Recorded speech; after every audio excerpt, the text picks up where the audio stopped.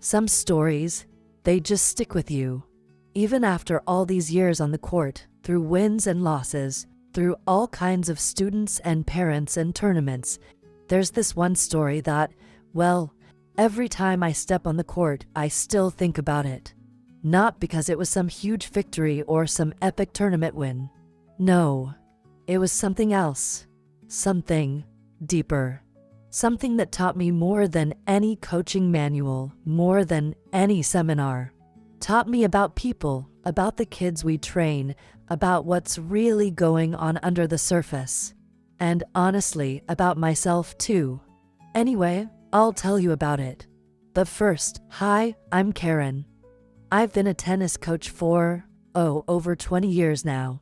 Before that, I used to be on the pro circuit. Yeah, back in the day. WTA Top 300, lots of matches, lots of travel, lots of ice packs. Then injury pulled me off the tour and, well, coaching sort of found me. Been doing it ever since. Private club here in the suburbs of LA. I work with kids, teens, sometimes adults, but honestly, it's the juniors I love the most. That mix of raw talent, raw emotions, and sometimes raw nerves, Anyway, back to that story. This one kid, 14 years old, we'll call him Jake. I still remember the first day he showed up, wild hair, stubborn eyes, a chip on his shoulder you could see from across the court. Everyone had already written him off. Too difficult, too angry, too much trouble. Parents were, well, complicated. Other coaches had passed on him. But something about the way he hit that first forehand. I don't know. There was something there. Something worth fighting for. Now, what happened with Jake? That's the part that still gives me chills. Because sometimes the biggest victories aren't the trophies. Sometimes, they're what happens off the scoreboard. And trust me, that day, none of us saw it coming. Not me, not the other kids, not even Jake himself. But hang on before I get into the whole thing. If you're into these kinds of stories, the behind the scenes of coaching, sports, what it's really like working with young athletes, give this video a like, maybe drop a comment, and hey, subscribe if you want more. I've got plenty more where this came from. Alright, so picture this. It's a warm fall morning, tournament weekend, nerves in the air, and this kid, Jake, walking onto the court with everything to prove and everything to lose. What happened next? Well, let me take you there. So, a little more about me. I guess if you told me when I was 20 that one day I'd be a tennis coach for kids in suburban LA, I probably would have laughed. Back then, life was all about the tour, hotels, airports, courts, repeat. I started playing when I was just a kid myself. My dad was the one who first put a racket in my hand. I loved the game from the first moment, and it became my life. Worked my way up, played college tennis, then went pro. WTA Top 300, not Serena Williams, but hey, I had my share of good matches. Spent most of the late 80s and early 90s chasing ranking points, playing on clay in Europe, hard courts back home, you name it. It was a grind, but it taught me discipline, resilience, and a lot about what you can control and what you can't. Then, well, injuries caught up with me. Torn shoulder, a couple surgeries later, and it became pretty clear I wasn't going back on tour. That was tough. When your whole identity has been wrapped up in something, being an athlete, being a competitor, and then suddenly it's gone. Well, let's just say it took me a while to figure out what was next. Coaching wasn't the plan. It just kind of happened. A friend asked me to help with her daughter's tennis. One lesson turned into 5, then 10, then here we are. I started at this private club about 20 years ago. Nice place, well-maintained courts, a good crew of coaches, mostly families from around the LA area. I run junior programs, work one-on-one with kids and teens, sometimes adults, but really, The juniors are my passion. There's just something about helping a young player find their game. And it's not just about technique, though trust me, I'm big on technique. It's about building confidence, teaching them how to handle the ups and downs because tennis is brutal that way. It's a lonely sport, really. When you're out there, it's just you and the ball. And I guess that's something I always connected with, maybe because of my own experience. As a coach, I'm not the warm and fuzzy type. I'm fair, I'm honest, I'll push you, because I believe in what the game can teach you. But if you're willing to work, if you show heart, I'll be right there with you every step. I'm known around the club as the coach who notices the small things. Footwork, grip adjustments, mental game. I watch everything. And maybe that's why I didn't give up on Jake when he showed up. I guess.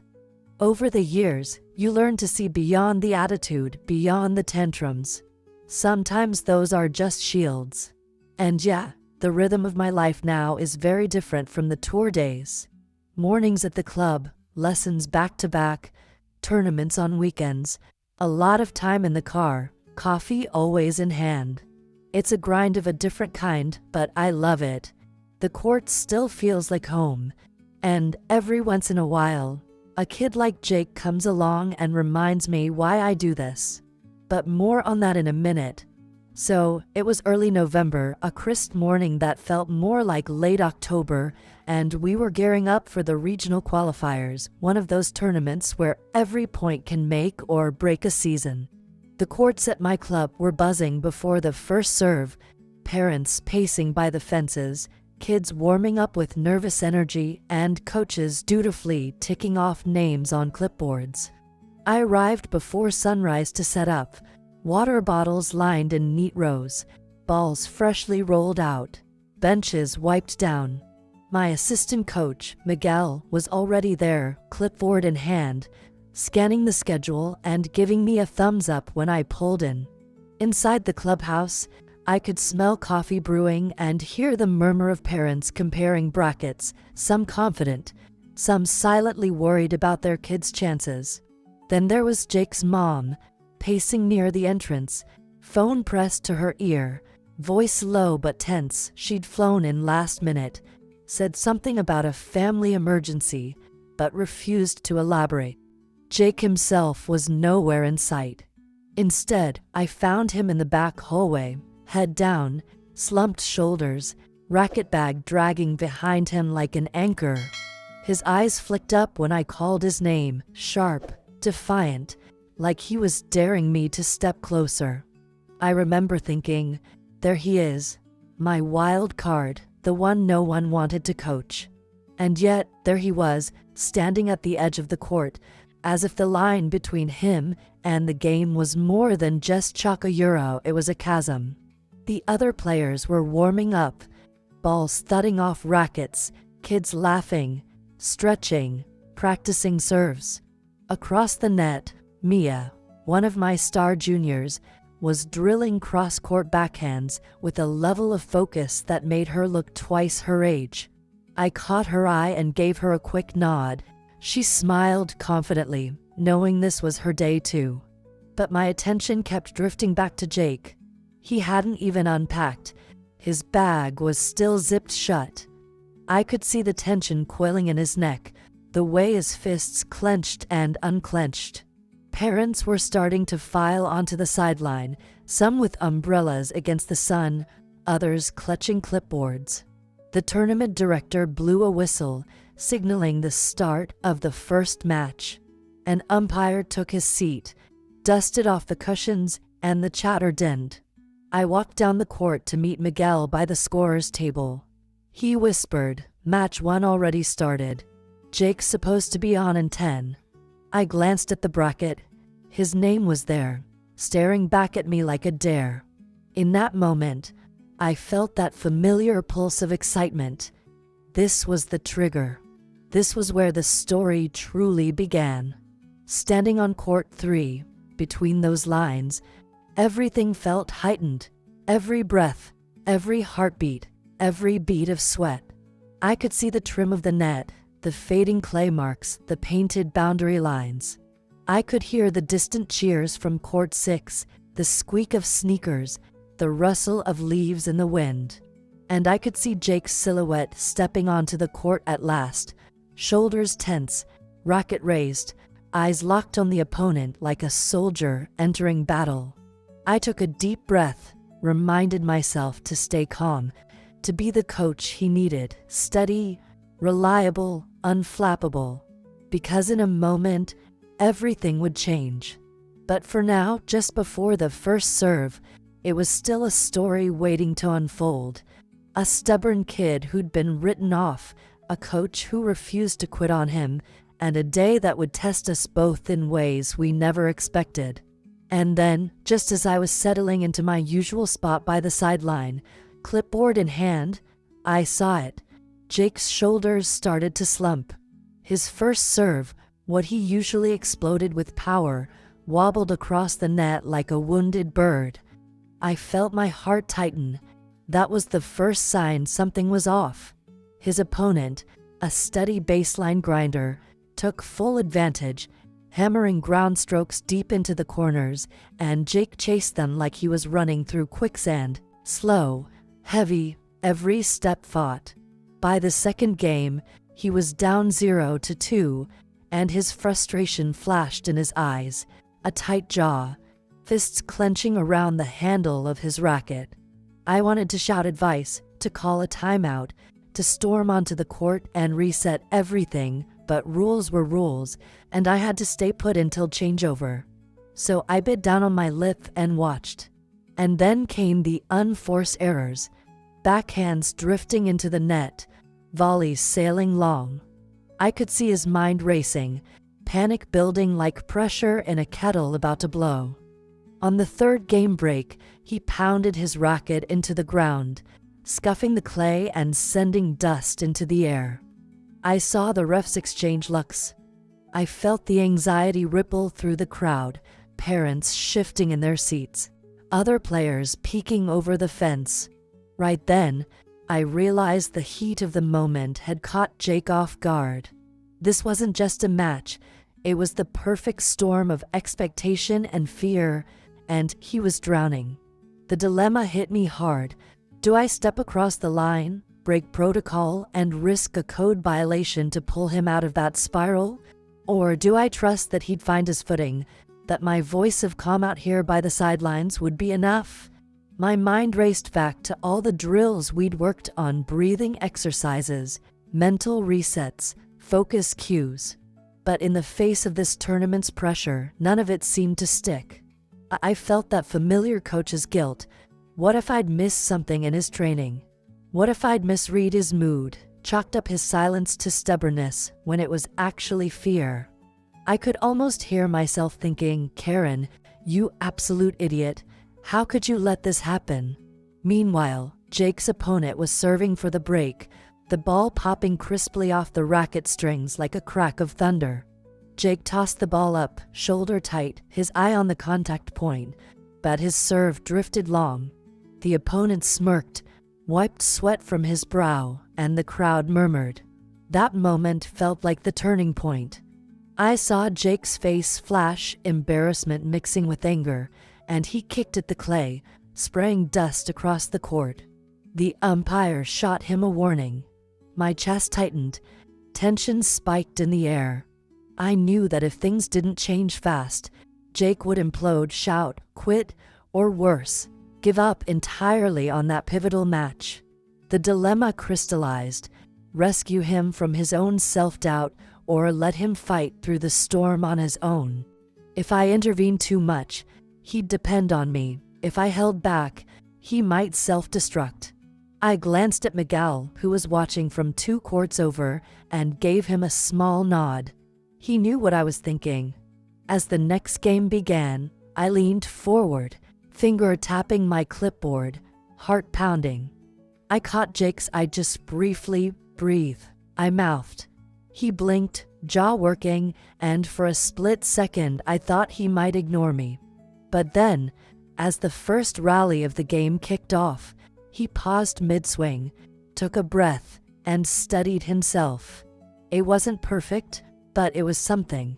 That paused the decision to step back, to reset. That, right there, was the edge between collapse and comeback. And in that moment, I realized the real challenge wasn't teaching him a backhand, it was helping him face the part of himself that was most afraid to try.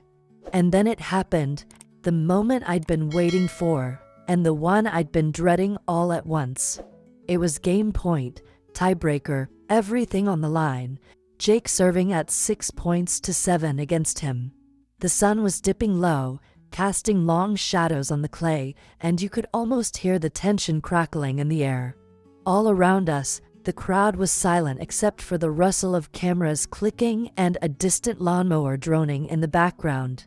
Jake bounced the ball 3 times, shoulders tight, eyes locked on the service line.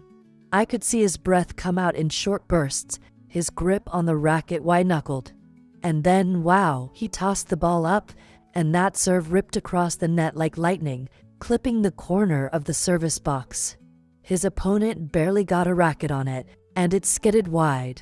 The crowd exhaled as one. Jake's chest heaved, and for a moment I thought he'd collapse from the adrenaline. But instead of crumpling, he straightened, tapped his chest with his racket, and looked up at me. In that glance was something I'd never seen before.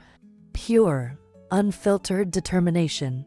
The next point was a rally from hell, ground strokes ripping back and forth, dust flying, sneakers skidding in desperate stretches. I was on my tiptoes, heart pounding so loud I swear the umpire could hear it.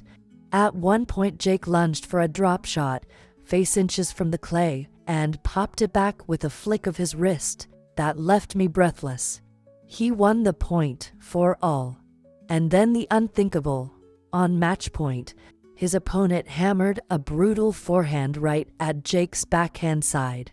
Jake reached, stretched, and in a move I've replayed in my head 1,000 times, he stepped into the ball, rotated his hips, and unleashed a backhand down the line that kissed the net tape and dropped just behind.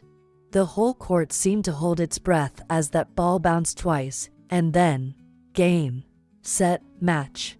Jake sank to his knees mid-court, racket clattering beside him, hands thrown up in disbelief. Cheers erupted, parents leapt from folding chairs, and I ran onto the court before I even realized it, hugging him so hard I almost knocked his head off. He looked up at me, tears glistening in his eyes, and said, "Coach, I did it." And I remember thinking, "No, kid, you did yourself." In that moment, I felt something shift in him, and in me too. All those fears, all those doubts, they were gone. He'd face the storm and come out the other side stronger. I still get goosebumps thinking about it. That backhand, that serve, that moment of decision when he chose to believe. It was more than a match, it was a turning point in his life and mine. And you know, that's why I coach, for moments like this, when you see a kid discover what they're truly capable of.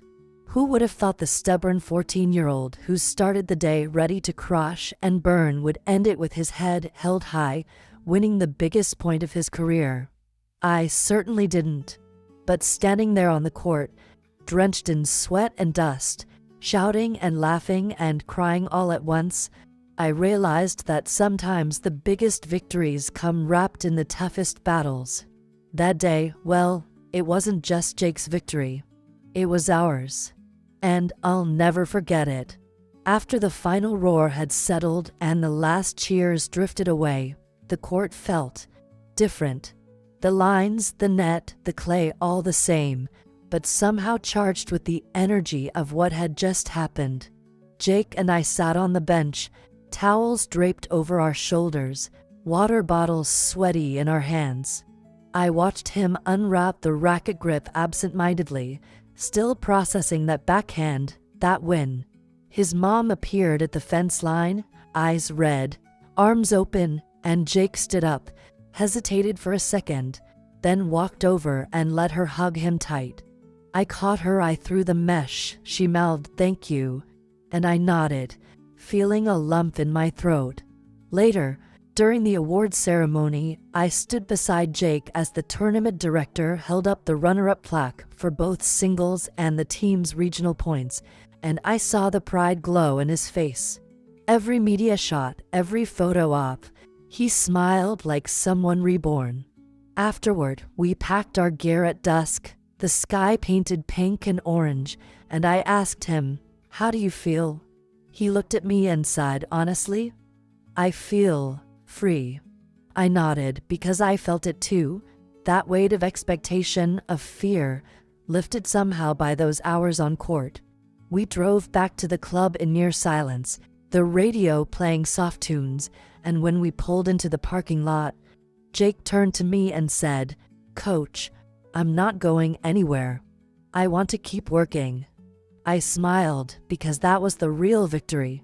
Not the plaque, not the applause, but the choice to keep showing up. Over the next weeks, his confidence climbed.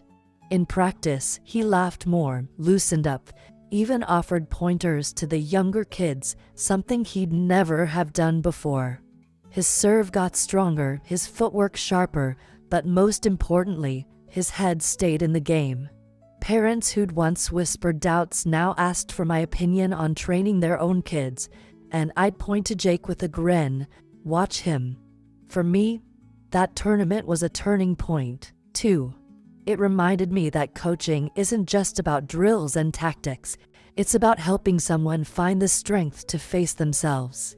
I started adding mental skills sessions to my programs, breathing exercises, visualization, focus cues, tools that Jake and I had discovered in that heat of the moment pause.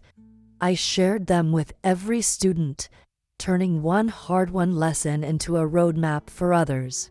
And sometimes, late in the evening, I'd walk past the empty courts, racket in hand, and catch a memory of that tiebreaker, that backhand down the line, that moment when everything cracked open. I'd smile to myself and think that was worth every early morning, every rigged-up ball machine, every tough conversation. Because in the end, it isn't just about teaching tennis, it's about teaching courage. And that day, Jake taught me as much as I taught him. So that's how it all wrapped up, a shy, stubborn kid transformed into a poised competitor, a coach rediscovering why she started in the first place, a tournament that turned into a lesson for life. The plaque got framed in the clubhouse, right next to the schedule board, a quiet testament to what can happen when you refuse to give up on the game and on each other. You know, in the days and weeks after that match, I kept replaying it in my head like a film on loop. Every time I thought about Jake hitting that backhand down the line, I felt a jolt, as if I were back on that court, heart racing, sun in my eyes. But underneath that rush was something softer, a sense of calm, almost like I'd been given permission to breathe again.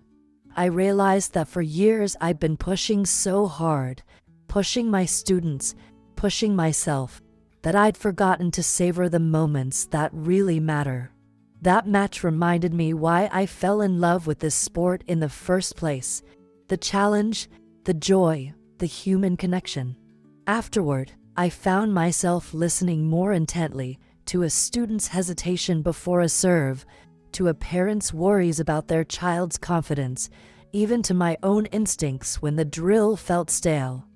I started journaling again every evening, jotting down not just technical notes but feelings, breakthroughs, the little sparks of pride when a kid finally nails a footwork pattern or calls out their own mistake. And that vulnerability, owning my own emotions, made me a better coach. I'd never thought I'd say this, but I began to share some of those stories in our group warm-ups, telling the kids, "Hey, I still remember being nervous on a court just like this," and watching their eyes widen, realizing their coach was human too. It shifted the whole atmosphere. Practices became more open, more honest, more real.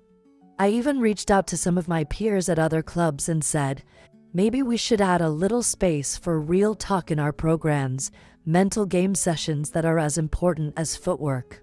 A few of them took me up on it, and suddenly the idea was spreading. All because one stubborn teenager and I decided to fight through our own doubts. On a personal level, I learned that coaching isn't a one-way street. Every time I encourage a player to push past a fear, I learn something about myself too, about resilience, about hope, about the power of belief. Now, on quiet mornings when I lock up the gates and the courts sit empty, I don't just see a place to work. I see a canvas for stories yet to be written, for lives ready to be changed. And I feel ready, more ready than ever, to keep telling those stories, to keep guiding kids like Jake, and, honestly, to keep surprising myself with what we can all achieve when we least expect it. Here's what I took away from that whole experience. Sometimes the biggest breakthroughs don't come from perfect technique or hours of drilling, but from a willingness to face your own doubts head-on. Coaching isn't about having all the answers. It's about creating a space where someone feels safe enough to fail, learn, and try again. I learned that stubbornness can be both your greatest enemy and your greatest ally. When channeled with trust and support, it becomes the fuel for real growth. I realized that empathy matters as much as expertise, and that admitting my own vulnerabilities made me more relatable, more effective as a mentor. I discovered that a single moment, one deep breath before the serve, one sudden decision to reach a ball you thought you'd miss, can change the trajectory of a person's confidence and, in turn, their life. Ultimately, I understood that coaching is a partnership. I bring the experience and the plan, but the student brings the heart and the courage, and together we write the story. That lesson has shaped every training session I run since, reminding me that success isn't just measured in trophies or rankings, but in the quiet moments when someone realizes they're stronger than they believed. And for me, that realization has been the greatest victory of all. After that tournament, word of the Jake match spread through the club like wildfire. Coaches who barely spoke to me before stopped by with curious smiles, asking for details. How did you get him to calm down? What did you whisper at changeover? Even the club director joked that we should bottle whatever magic was in that backhand down the line. It wasn't long before a few of my peers asked if I'd lead a workshop on mental game coaching, so I found myself presenting techniques I'd once thought too simple to matter: deep breathing, focus cues, step-by-step visualization exercises.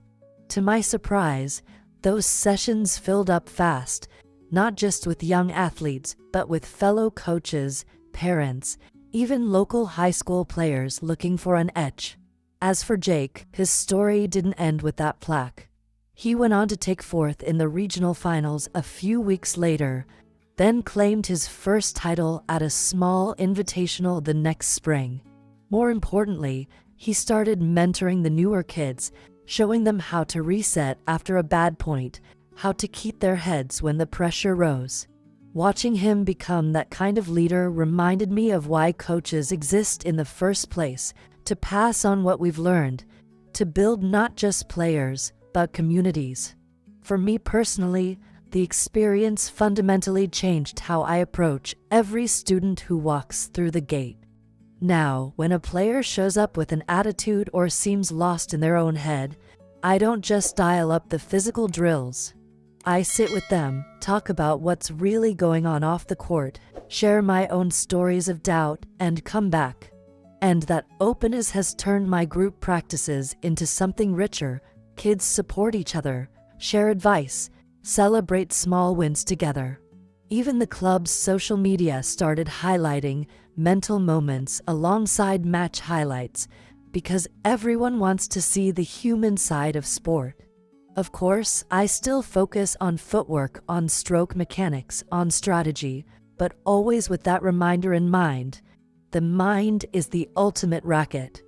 Coaches from other clubs have reached out, curious about how to blend skill work with mental skills, and I've helped a few start their own programs. It's become a kind of ripple effect. One stubborn kid, one backhand, one coach's willingness to trust, and now a whole network of people who see coaching as more than teaching a swing.